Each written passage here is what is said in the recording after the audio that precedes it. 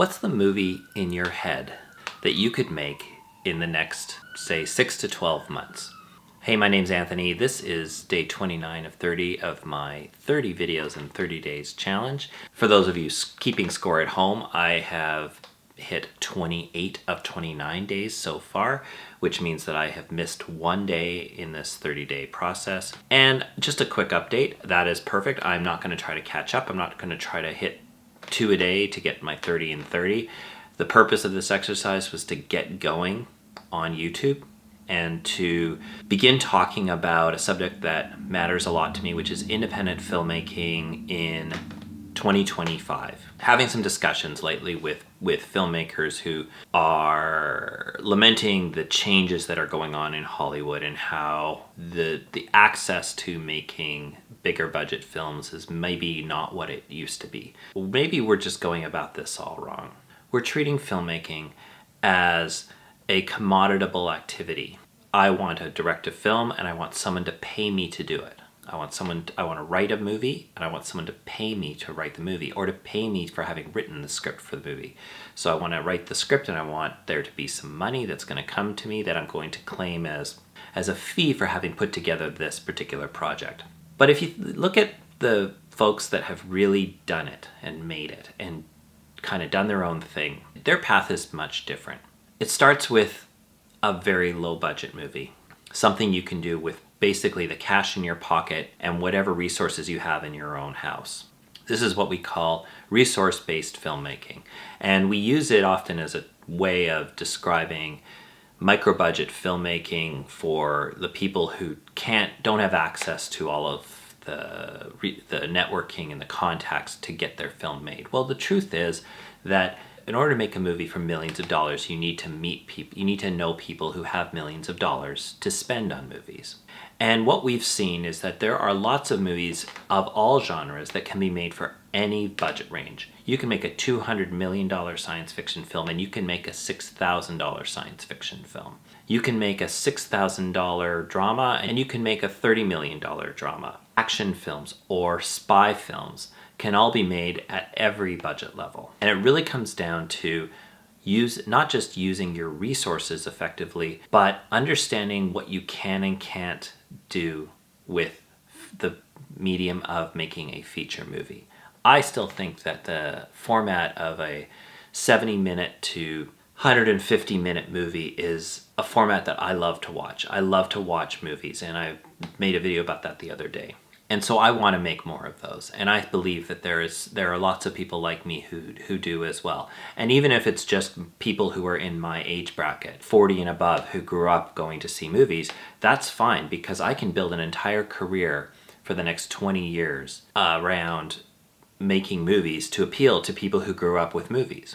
I don't need to make a movie that appeals to the 18-year-old who might not have patience for it. And I'm not saying that some 18-year-olds don't want to go see movies, because having gone to see some of the movies last year, some of the bigger films, like some of the animated movies and the Barbie and Oppenheimer and all these, clearly there is a market for people to go see movies in the cinema. But why are we trying to cater to everybody when we can cater to a niche group of people, 40 and above, who grew up going to the cinema, going to watch movies in the theater, and still long to go and see those kind of movies more and more often? So why not make movies for them? Why not make movies that can have limited theatrical releases? You can invite people who would love to go see movies in a theater and then release them to a platform and watch them in the comfort of your own home. This is how we used to watch movies. We used to go to the theater, and then movies we might have missed in the theater, we would rent and watch them at home. And sometimes we would rent movies we had seen in the theater because we loved them so much. And I think that there's an option to return to that kind of aesthetic and that kind of experience for an audience. My point is that I would rather have a body of work of different types of films built with the resources that I can get each year. So for example, in 2025, what can I get to make a film? And make the film, put it out there, and do it again year after year after year. There's nothing saying that quality has to suffer. It's just about ingenuity. I've seen some fantastic $6,000 films. I've seen a fantastic $100,000 spy film. I've seen a fantastic $200,000 Indiana Jones style adventure film where I didn't feel at all like the production value suffered one bit by its budget level. And that's the challenge that I'm kind of coming to the end of this first month of getting out publicly on YouTube and speaking about independent filmmaking, in that it's not about trying to make it and get the budget you finally want, because that budget can be more of a curse than a help. $1 million, $2 million comes with a lot of expectations. It comes with having to find actors that justify that budget, because the money has to come back somehow. Whereas a $200,000 movie or a $300,000 movie or a $6,000 movie has none of those preconceived expectations.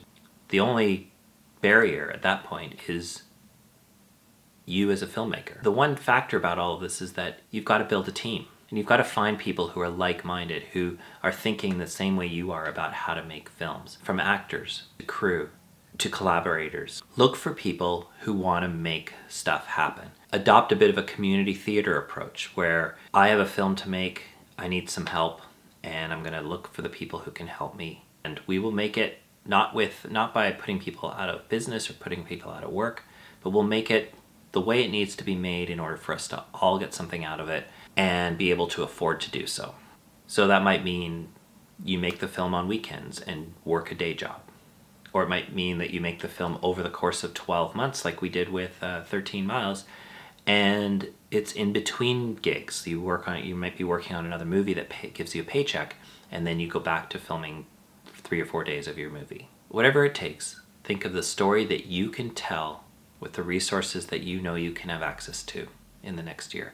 And that way you're never asking for permission, you're just showing what you were able to come up with.